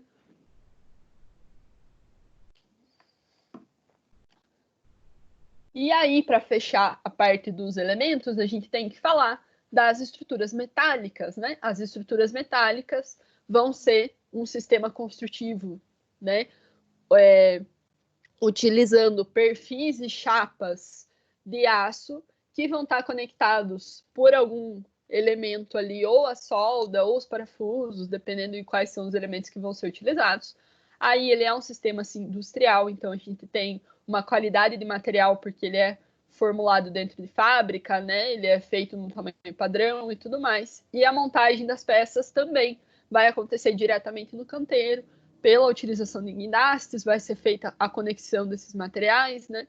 E montar a estrutura em si, para que esse material, essa estrutura metálica completa, seja viável, ela demanda planejamento para que a gente tenha uma realização de montagem ali dessa estrutura mais rápida, para que isso compense o preço do material em si, dos equipamentos que vão ser utilizados para transportar e tudo mais. Então, uma coisa tem que compensar a outra. Acho que tudo dentro dessa escolha de sistema construtivo é dentro desse sentido de entender o que é viável para minha edificação. Ah, nessa situação é viável economicamente trabalhar com isso. Não, para mim faz mais sentido trabalhar com isso, porque há uma situação específica e eu preciso desse procedimento. Então, estudar quais são os casos e, claro, combinar, né? Se vocês precisarem combinar sistemas também, trabalhar com os sistemas dessa forma. Quando a gente fala das estruturas metálicas, pessoal, a gente precisa lembrar, claro, né, do que a gente estava conversando antes, da sua exposição na atmosfera. E aí entra a parte do tratamento, né? Sim, precisa de um tratamento no metal que vai ficar exposto à atmosfera. Eu trouxe aqui duas estruturas, né, que são completamente metálicas. Uma é a Golden Gate, lá de São Francisco, que é uma ponte inteiramente metálica. Eu trago ela sempre que eu posso, porque eu acho ela incrível, tá? Se vocês olharem, né, para Golden Gate, vocês falam, ah, ela é vermelha, né? Que bonito. O cara deve ter escolhido a cor vermelha e tudo mais. Não, essa camada vermelha que é aplicada e reaplicada ao longo do tempo, né, quando é necessário, é uma camada de sacrifício. É uma camada que eles colocam na superfície do metal para que seja consumida pela atmosfera, corroída pela atmosfera, antes da estrutura principal de aço. Então, ao longo do tempo, eles preferem que corroa essa camada de sacrifício e que eu não perca a seção excessiva né, da minha estrutura principal, por isso que é colocada essa camada externa. Essa aqui, no caso, tem a coloração avermelhada. Aqui embaixo a gente tem a ópera de arame, né, que tem ali em Curitiba, também é uma estrutura metálica, também tem um tratamento superficial com tintura, com material de sacrifício, que vai ser corroído primeiro ali em relação ao aço principal. Então a gente cria assim uma barreira física com as tintas, coloca um outro tipo de metal para que esse material seja consumido antes, né? Tem alguns tratamentos superficiais que são realizados para retardar o processo de corrosão, tá? Quando acabar a tal da quarentena, né? Espero que seja logo, estou sempre pensando lá na frente, né? Quem tiver a oportunidade de conhecer a ópera de arame, é uma estrutura metálica bem interessante de visualizar ali, de conhecer, né? Muito bonito lá para passear e tudo, né? Pega um fim de semana ali e dá uma volta. É bem legal mesmo para conhecer a estrutura inteira metálica assim de perto, tá? E aí, pessoal, para a gente finalizar esse pedaço aqui, vamos conversar sobre a NBR 15575 de 2013. Essa NBR, pessoal, ela fala sobre esses aspectos de desempenho, principalmente, de qualquer sistema estrutural. Claro que a gente sempre acaba conversando um pouco mais próximo do concreto armado, que é o que a gente mais utiliza, mas ela fala no geral, né? Então a gente precisa, sim, garantir as condições mínimas de desempenho. Dentro dessa norma tem essas condições mínimas também, então parte de resistência, os deslocamentos máximos, as fissurações máximas para cada situação, né, de exposição ali aos esforços da minha edificação, né, as deformações que a gente está esperando. Fala ainda um pouco sobre os sistemas complementares, então sobre sobrecargas que esses outros sistemas podem acabar sofrendo. E aí ela traz um pouco, por exemplo, sobre a parte de tubulação, quais são as resistências desses tipos de materiais, né? Quanto que eles precisam aguentar para a gente ter um sistema complementar que funcione. Dentro dessa norma está compreendido isso. Qualquer um desses sistemas construtivos precisa auxiliar no processo de dificultar o princípio e a propagação de incêndios, tá? Então, qualquer um desses sistemas precisa auxiliar nesse processo. E aí, pessoal, quando a gente fala de durabilidade, a gente falou bastante sobre durabilidade nessa aula, né? Tem que ser durável, o nosso sistema tem que aguentar. A gente está falando da vida útil das estruturas. E o mínimo que uma estrutura tem que se manter íntegra com segurança, desempenho e durabilidade é 50 anos. A gente começa falando de 50 anos, né? Quando a gente fala de estruturas que são utilizadas em massa, que são estruturas de grande porte, por exemplo, como as pontes, por exemplo, como as barragens, a gente fala de um tempo de duração infinito, tá? É para durar para sempre. É assim que a gente começa, tá? Então, quando a gente fala de vida útil para edificações comuns, a gente começa com 50 anos. Então, ela tem que se manter íntegra, com a mesma resistência, com todos os aspectos de durabilidade mantidos dentro dos 50 anos. E para isso, claro, a gente vai precisar fazer algumas manutenções. E o ideal é que o nosso usuário conheça quais são essas manutenções, como que ele pode utilizar aquela edificação para que ele não cause uma deformação excessiva, para que ele tenha a possibilidade de mudar um layout sem causar um problema, para que ele conheça onde que estão as tubulações, aonde que estão os sistemas complementares, caso ele precise trocar alguma coisa. E aí eu volto a falar para vocês dessa orientação ao usuário, né? Que era uma coisa que eu já conversei com vocês em aula presencial, né? E que eu discutia muito com os colegas quando a gente estava trabalhando, estava estudando, né?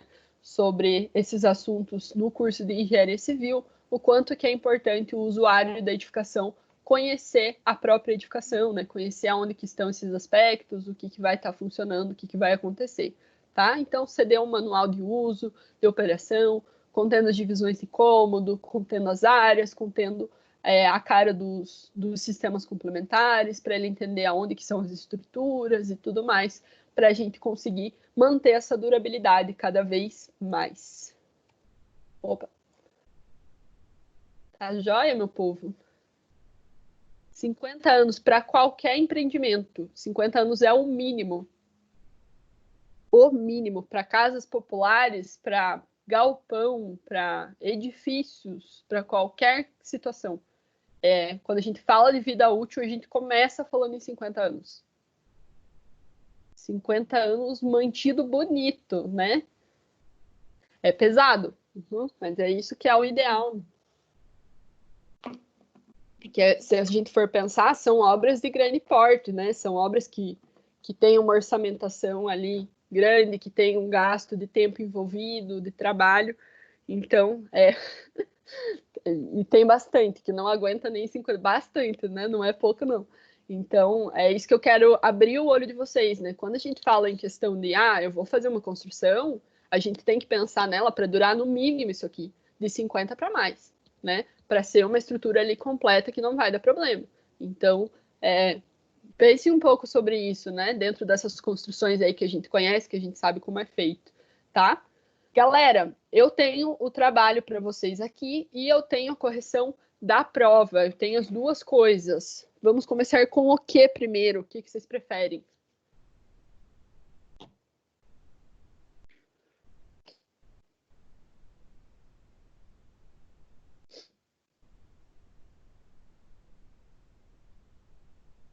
Ninguém vai se manifestar?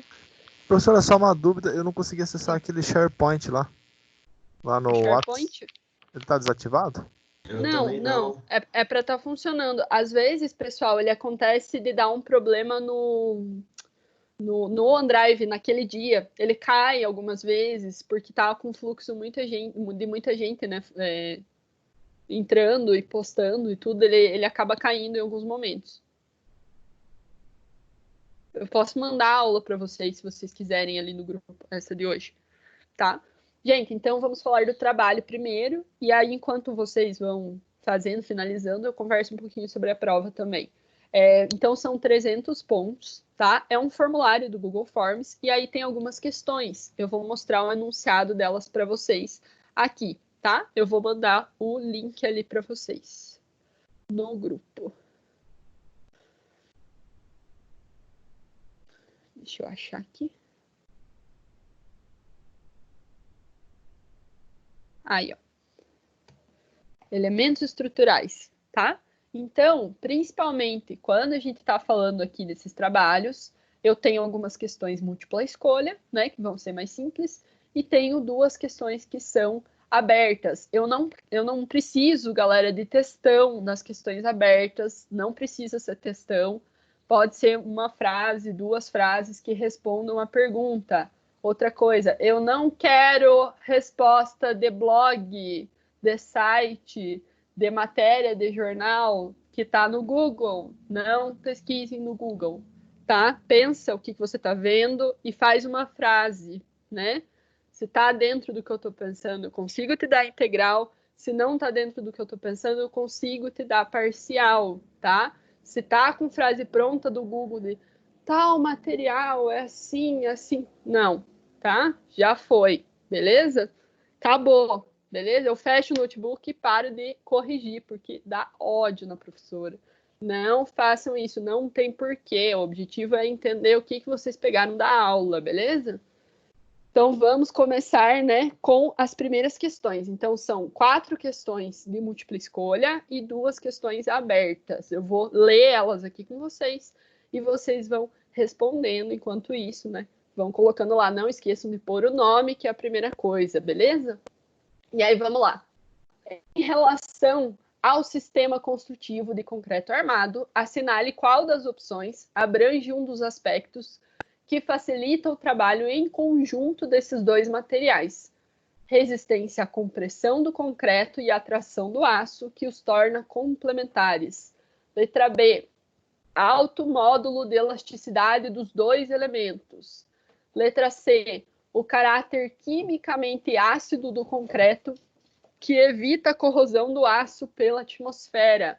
E letra D, a alta resistência à temperatura, que protege o material na ação do fogo.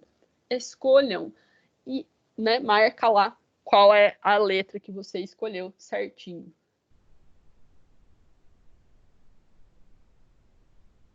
Posso ir para 2? Não? Deixa eu ver para mandar essa aula ali para vocês.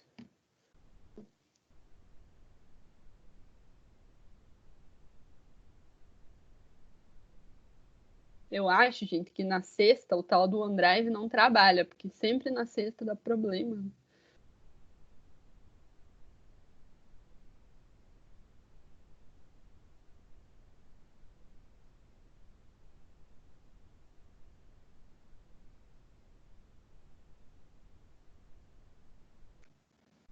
Acho que aquele ali que foi mandado agora eu consegui abrir. Vocês chegaram a conseguir abrir?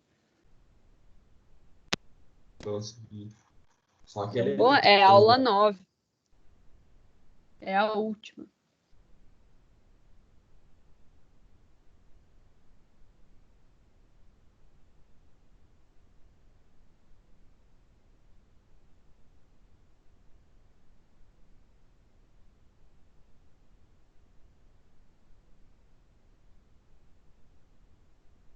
Vou mandar ela ali para vocês em PDF também.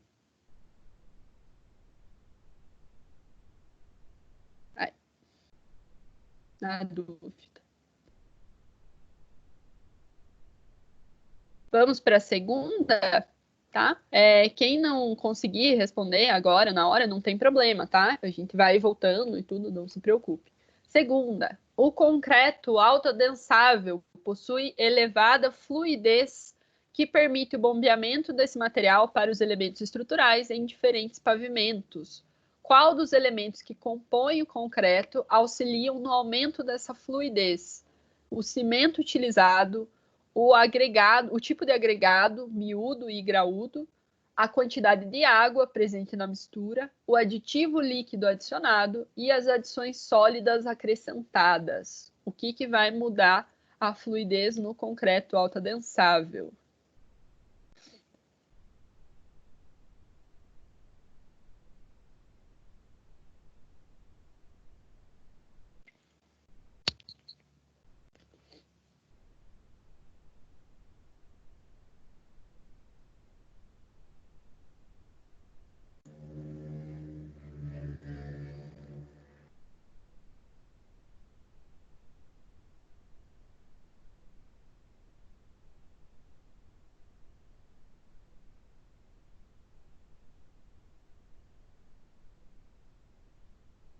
Posso ir para a terceira?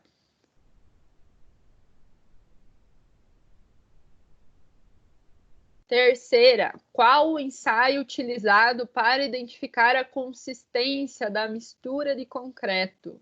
Resistência à compressão, squeeze flow, slump test ou resistência à tração, tá? Escolhe lá também. E deu boa. Ainda não, né? Faltam umas questões.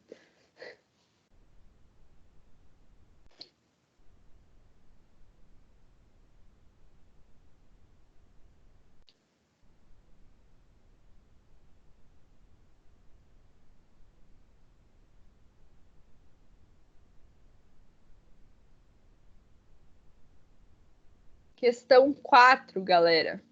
As estruturas pré-moldadas são fabricadas fora do local da obra e posicionadas no canteiro utilizando gruas e guindastes. Em relação a esse sistema construtivo, assinale a opção que contém uma das suas vantagens. Custo reduzido em relação ao concreto convencional. Alto controle tecnológico do material constituinte.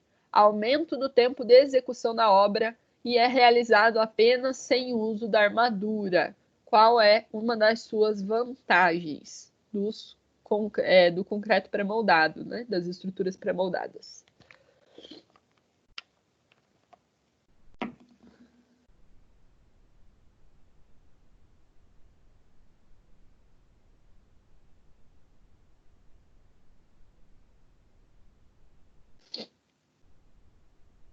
Posso mostrar as questões abertas?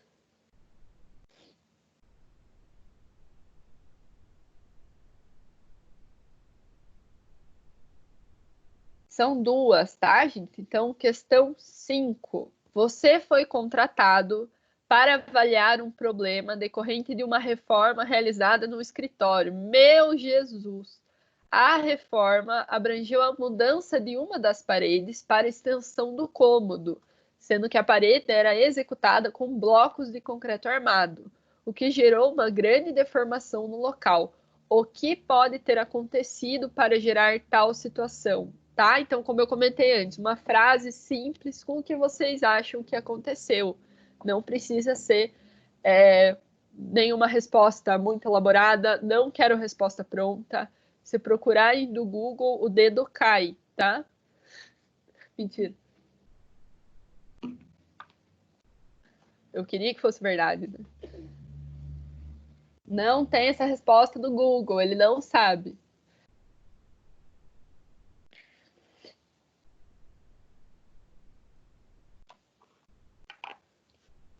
Foto.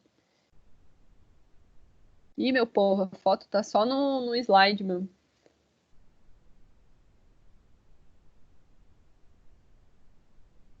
Eu ponho direto ali.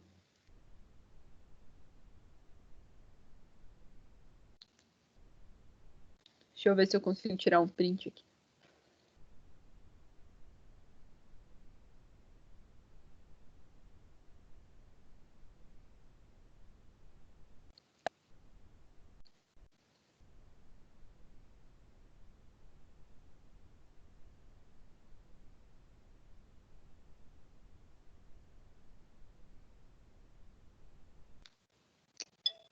Peraí.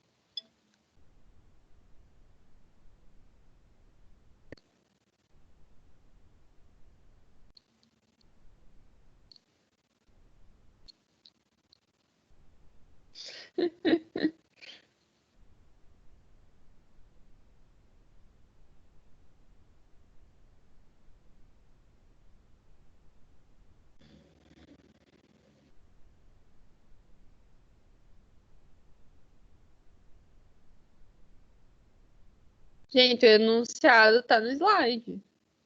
E eu tô mostrando aqui para vocês. Bula difícil. Questão 6. Seu próximo projeto consiste num edifício onde os apartamentos não possuem divisão entre os cômodos. São os lofts. Então, são aqueles apartamentos que não têm uma divisão ali, né? Entre os cômodos, né? Entre sala, quarto. É o famoso conceito aberto, aquela coisa bonita, né? Que a gente vê surgindo aí cada vez mais.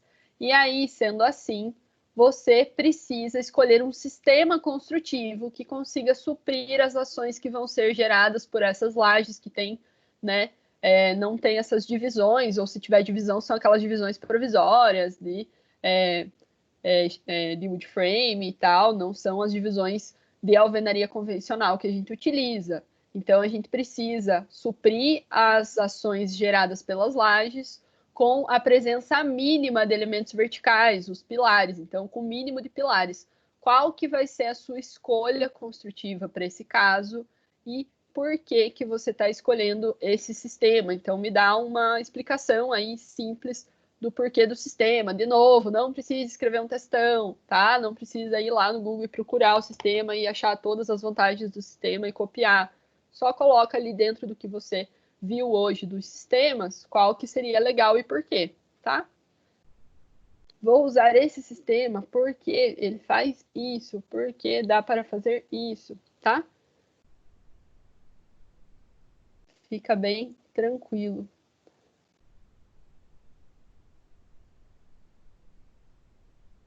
Beleza?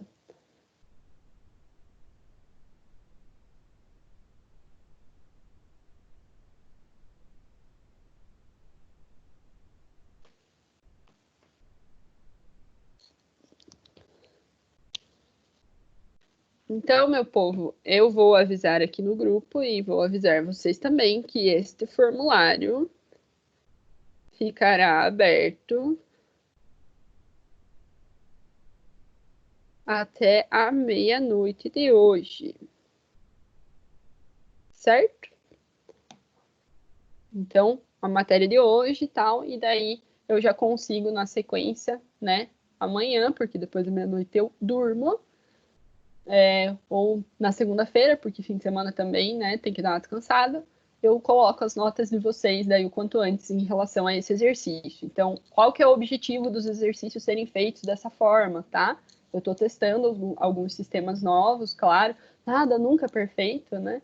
Estou testando alguns sistemas para que a gente consiga diminuir a carga de trabalho de vocês ao longo da semana, que eu sei que estava muito acumulado, a quantidade de trabalhos e tudo mais, e vocês consigam fazer com que a aula seja produtiva, sair com pontos, prestar atenção, então utilizar um sistema diferente para a gente testar e ver se o engajamento dos alunos aumenta, porque sim, eu tenho turmas de 60 alunos que eu estou com 18 no máximo, então tentar aumentar esse engajamento de vocês durante as aulas, tá? E aí, meu povo, antes da gente finalizar aqui, eu vou falar da prova para quem interessar, tá? Quem já finalizou ali ou não precisa ouvir sobre a correção, eu vou deixar a correção disponível, né? Ela tá nesse PDF, nesse último PDF aí, tá? A correção da prova, vai ficar lá todo o gabarito completinho, tá? Então, eu vou falar sobre as questões, né? E o que eu considerei nelas e tudo mais. Então, entra lá, a primeira questão era uma questão aberta. Explique a importância do reconhecimento do terreno, estudo preliminar, do empreendimento e quais os processos dessa etapa compreende. Então, eram duas respostas separadas.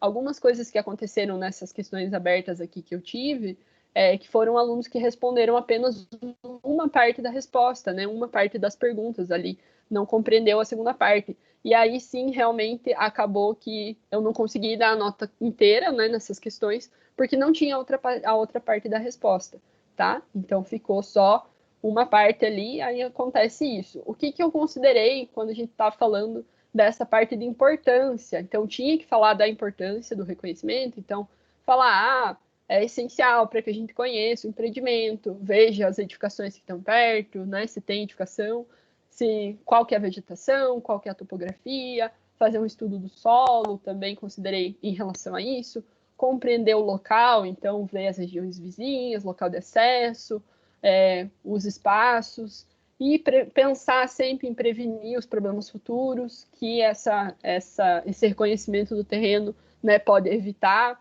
e prever o comportamento da edificação, a sua formação final, tudo que estava dentro desse processo de entender a importância ali de conhecer o terreno, né, de fazer um reconhecimento fotográfico e tudo, né, estava dentro da resposta.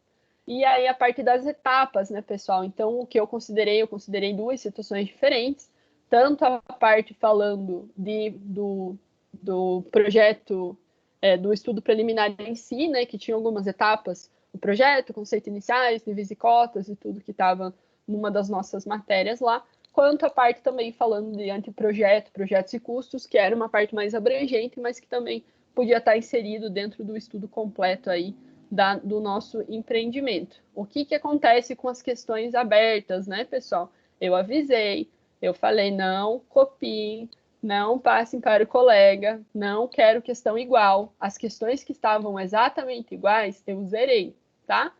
A sua e a de quem colou também. De quem passou e a de quem colou, né? Eu zero mesmo. E sim, dá para ver, né? Sim, eu leio tudo, tá? É o meu trabalho ler as coisas, né? Corrigir com cuidado e aos poucos ali, bem minuciosamente. Eu comentei isso com vocês. Questão 2, vamos lá. A respeito da documentação, e aí tinha algumas frases para vocês verem se elas eram verdadeiras ou falsas, certo? Então, tem lá frases: a proposta do serviço contém o preço final que o serviço custará e esse valor não pode ser alterado. Ele pode ser alterado, sim, nas etapas subsequentes ali de contrato, né? A gente consegue alterar esse processo. Aí as frases 2 e 3 estavam corretas, uma falando do contrato por subempreitada, daquela corresponsabilização da empresa que contratou, de entregar ali para o cliente final, e a outra falando do preço máximo, que a empresa de construção vai arcar com todos os custos, caso a obra extrapole esse preço máximo, né? Sim, a gente comentou sobre isso na parte de contratos. E aí a última estava errada. Para as obras de construção civil, devemos escolher apenas um tipo de contrato e trabalhar com esse modelo em todas as etapas. Não, a gente pode variar dependendo da etapa do empreendimento, né? Dá para ter essa conversa com o cliente, claro, se for possível, e trabalhando com os contratos à medida que for necessário. Ali tem como ter essa modificação ali, dependendo das etapas para que você foi contratado e tudo mais. Não necessariamente precisa ser tão engessado dessa forma.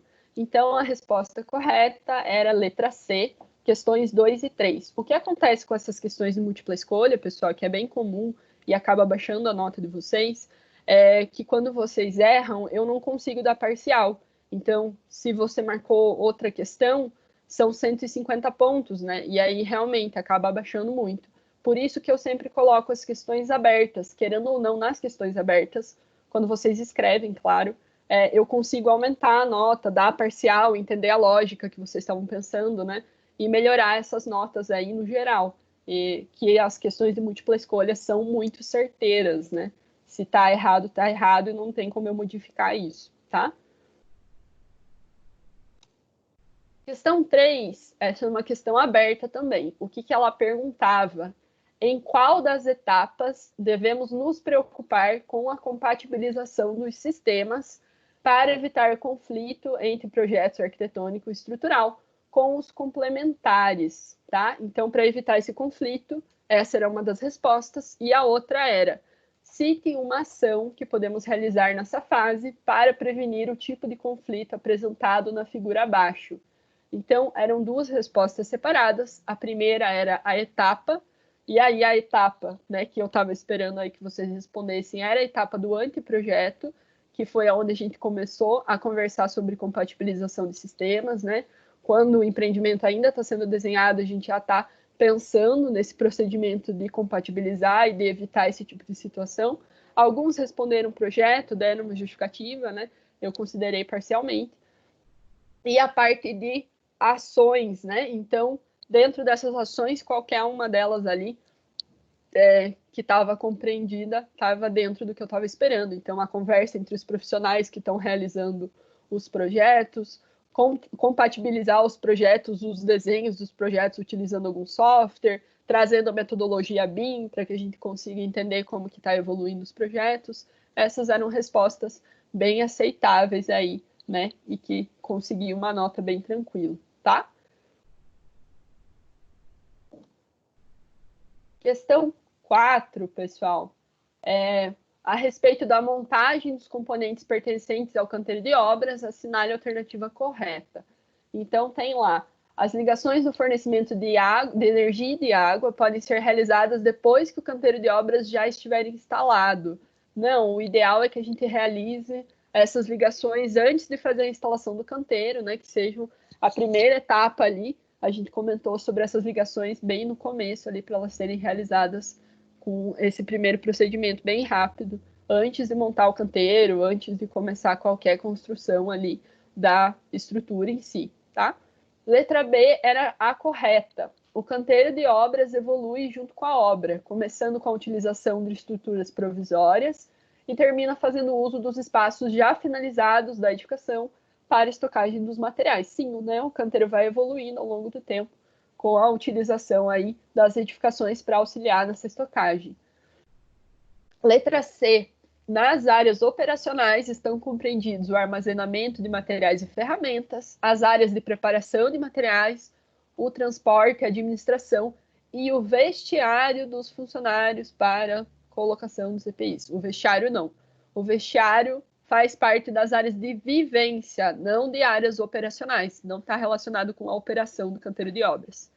Letra D. Em relação às áreas de vivência, independente do porte da obra, é obrigatória a construção de banheiros e de um ambulatório. O ambulatório não, né, pessoal? O ambulatório precisa de um número de funcionários específicos para precisar de um laboratório, não em qualquer porte de obra, não precisa. Letra E. Em relação às ferramentas menores de uso individual, elas podem ser estocadas junto com os EPIs de cada funcionário para facilitar no cotidiano de utilização e realização dos serviços.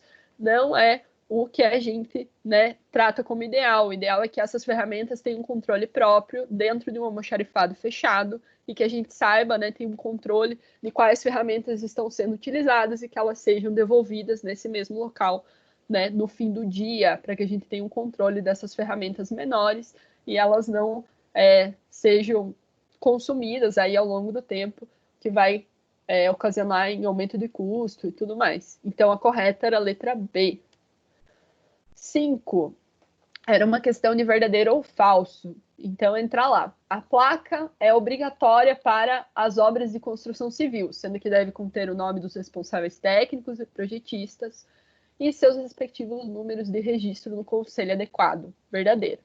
Na movimentação da terraplanagem, não é recomendada a utilização do solo do próprio terreno para suprir a falta em alguns locais.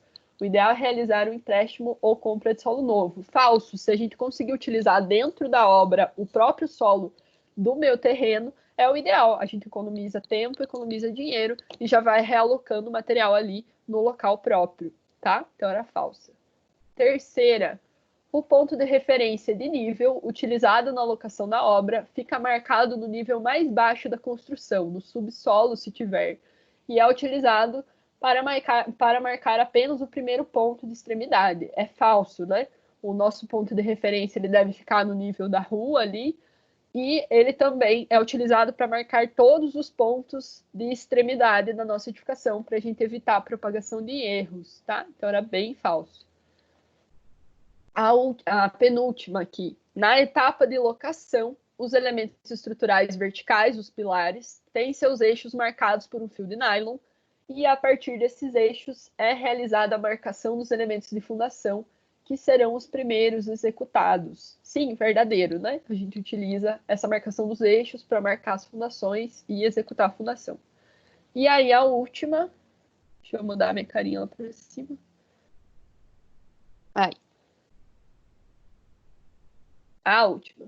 O gesso é um dos materiais da construção civil com mais opção para reciclagem. Sua composição química permite que ele seja utilizado como agregado em novas misturas cimentícias. Isso é falso, pessoal. Ainda estão sendo feitos estudos sobre o gesso, mas ele não é um material de fácil reciclagem e ele ainda não é utilizado como agregado em novos materiais cimentícios. Ele tem um aspecto químico aí que não permite a sua reciclagem de forma tão simplificada assim. Então era falso. E aí a última questão, relacione quais desses pontos são custos diretos e os custos indiretos, tá? Dentro do orçamento de obra.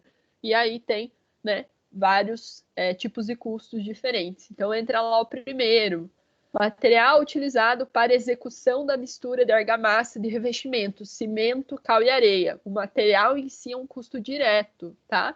Está relacionado ali diretamente com a construção, então custo direto. Aluguel da grua instalada para a realização do transporte de materiais para os andares superiores da edificação. Custo direto também. O aluguel é um custo direto, né? Quando a gente fez aquela parte do orçamento, vocês até cotaram o aluguel da betoneira, né? Entra nas planilhas de custo direto. Custo indireto, que vai compor o BDI lá. Taxa municipal para utilização de vaga de estacionamento pública com intuito de destinação de resíduos. Qualquer tipo de taxa, imposto, vai ser um custo indireto. Valor da luz gasto no escritório da construtora nos meses em que a construção está ocorrendo, indireto também.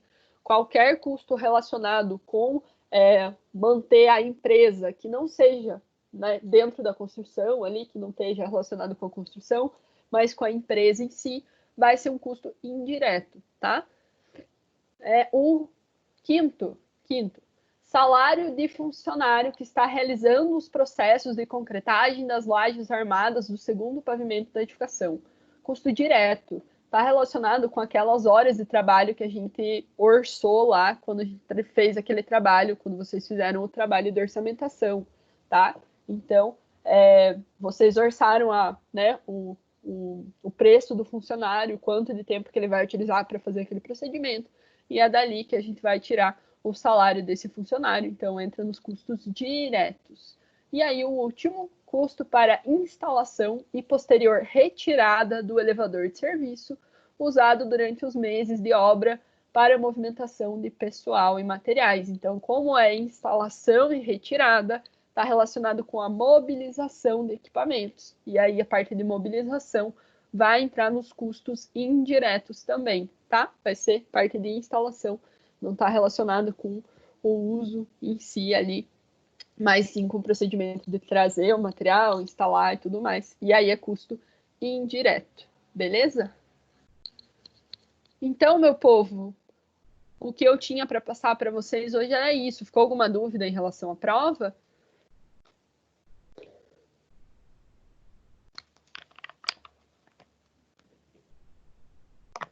Tá?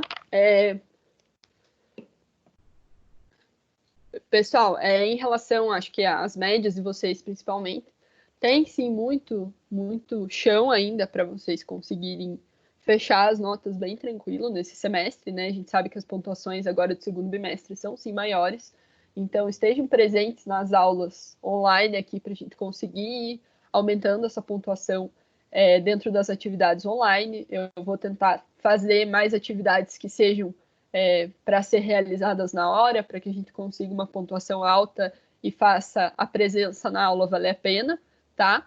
Então, o que eu espero de vocês é mais nesse sentido, né? Que a gente vá trocando ideia aí e fazendo com que essas aulas sejam proveitosas para vocês dentro desse tempo que a gente está afastado aí, né? Pessoalmente afastado, tá?